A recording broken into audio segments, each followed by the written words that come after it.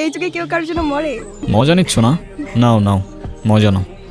মজা না, আপনি অনেক ভালো একটা মানুষ। শোনেন, নিজের জীবনটা কিভাবে শেষ করে দিয়েন না। লাইফ সবাইকে একটা সেকেন্ড চান্স দেয়, হয়তো আপনাকেও দিবে, সেটাকে ইগনোর করেন না।